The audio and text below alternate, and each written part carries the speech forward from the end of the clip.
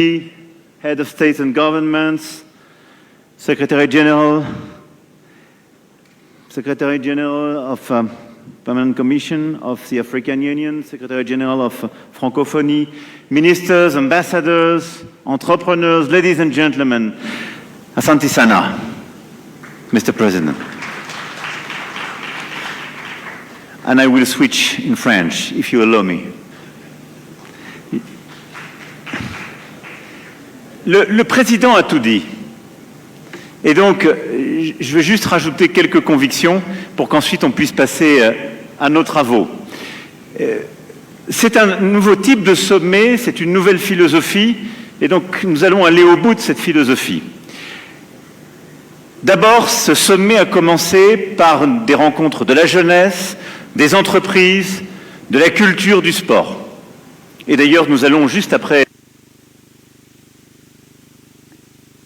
We were the captains of industry with whom we'll be able to discuss things. But deep down, the conviction that I wanted to share with you is that the agenda that Africa and France need to have, the one that I stand for, must not look backwards, but just look straight ahead. As President Ruto just said, we need to keep our eyes ahead. And what I have been trying to do for 10 years now is to construct a relationship which looks backwards with lucidity, and we've been working with Cameroon, Rwanda, Algeria, and several other nations, and with which looks with bravery at the present, looking at our necessity of culture, activity, looking at co-development and co-investment, and which is built on respect for the fact that Africa has its own agenda. The relations between Africa and France, as we see it, as the way we want to implement, are built on courage, respect, and a will to have a shared agenda. That's what we've been working on for 10 years. We spoke about it yesterday, so I won't go into it now.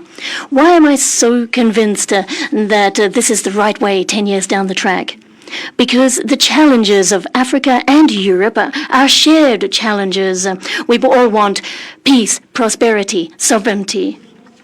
Europe has always been fighting for this, and after the Second World War, the EU was built on this struggle for peace and sovereignty, and now the European agenda is indeed one built on strategic autonomy so as not to depend on American or Chinese power, and when we want to defend the rule of law, international law, we believe in equality, in equal footing trade relations. We defend the climate. That is what Europe is all about.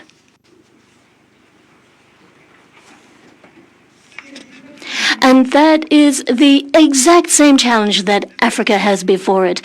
What Africa wants is peace, prosperity, and independence.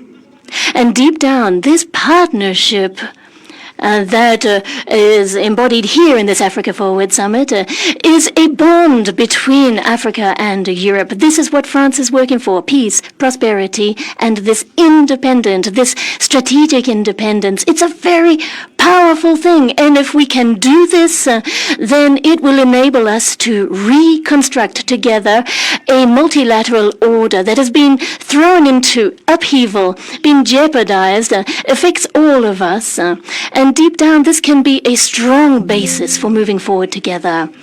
And in terms of peace, I don't want to repeat what President Ruto said. Peace is going to require African unity, and I really firmly believe this, and I'm delighted to see so many of my brothers here, heads of state and government from so many nations who have come to Nairobi. I know that you're all very busy, so I'm very grateful to you for making this, because it really does share this image of a united continent, from Maghreb right down to the Indian Ocean, the south of the continent, Western Africa, Central Africa, and Eastern Africa. Remember, all of these different parts of Africa, given that it is so large, are all part, nonetheless, of one continent with a shared agenda. which means that if we want to be beside you, it means we have equal representation, better representation for Africa in international instances such as the UN, the financial institutions, and we want it represented in the Security Council of the UN.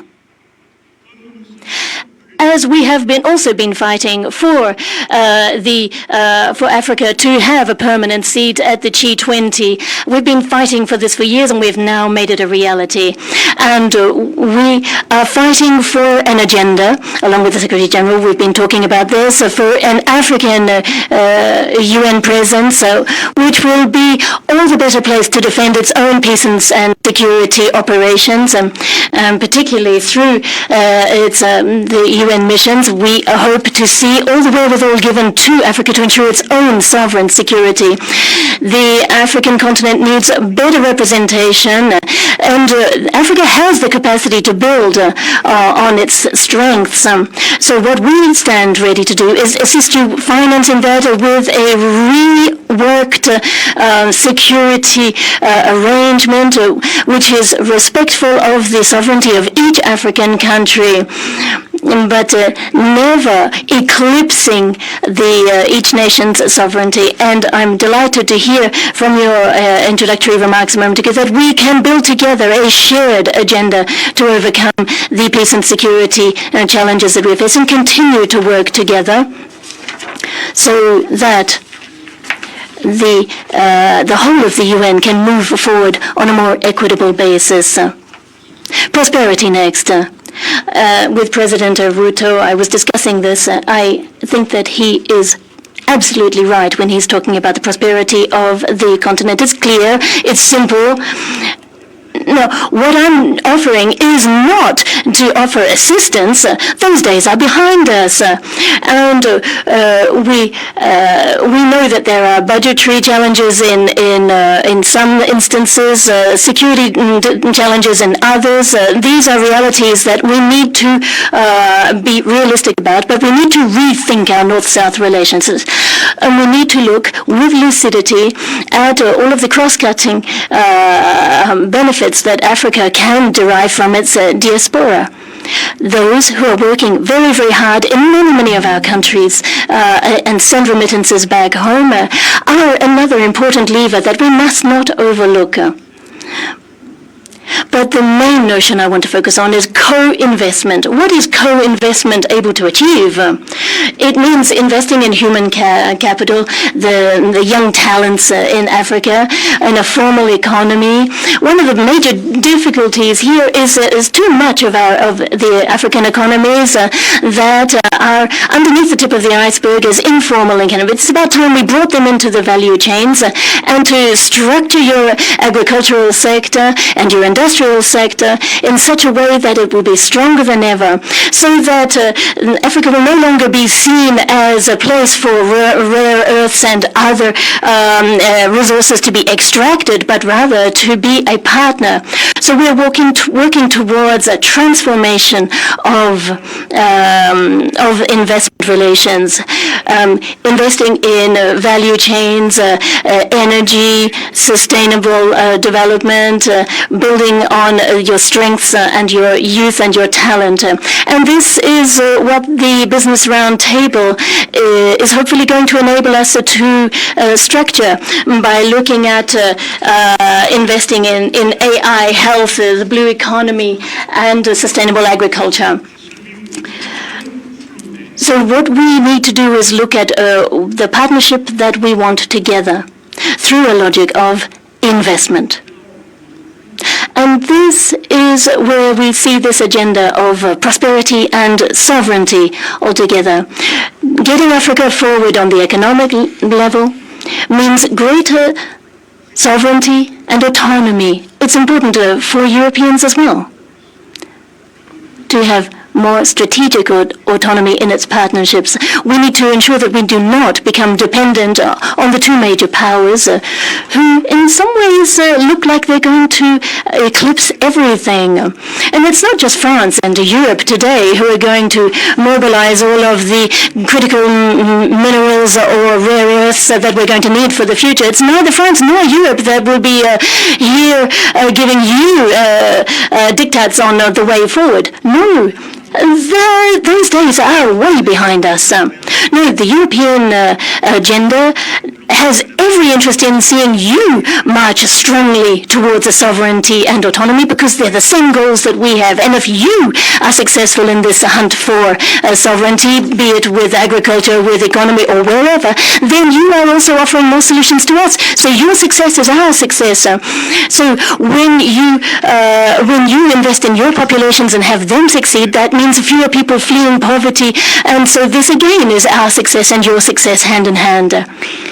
So here what I want is for all of us to take a leap together.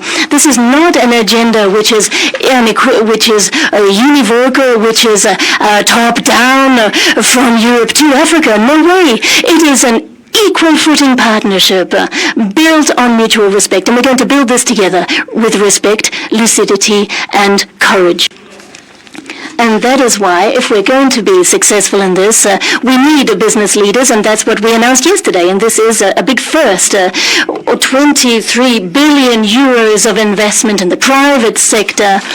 These are for industry, for firms in the fully private sector companies in Africa. These 23 billion euros of investment is 14 billion for French firms in Africa, 9 billion in investments for African businesses on our continent. On your continent. And so this, we're hoping, will be the jolt that we need to inject more momentum into the process. All of this is going to, as President Ruto said, be based on quite simple things. A new partnership, a new vision for managing resources, for sustainable agriculture, for having tax and financial policies that are more consistent. It's also going to mean that we can mobilize international funding better, be it the World Bank, be it with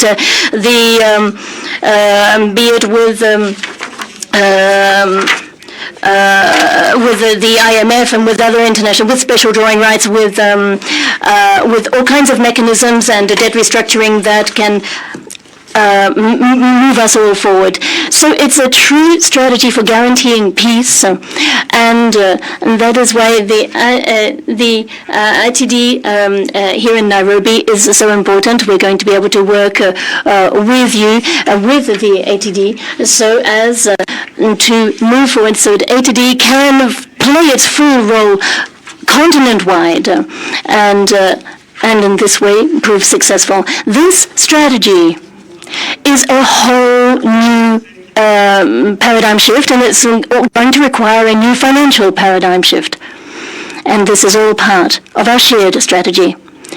Other than that, I would say President Ruto said what I wanted to say, that I think this summit embodies our new partnership, and I think he said it better than I ever could. So I want to endorse what he said. In a moment's time, we will be meeting with business leaders, and we'll be discussing growth. We'll be discussing finance and investments, and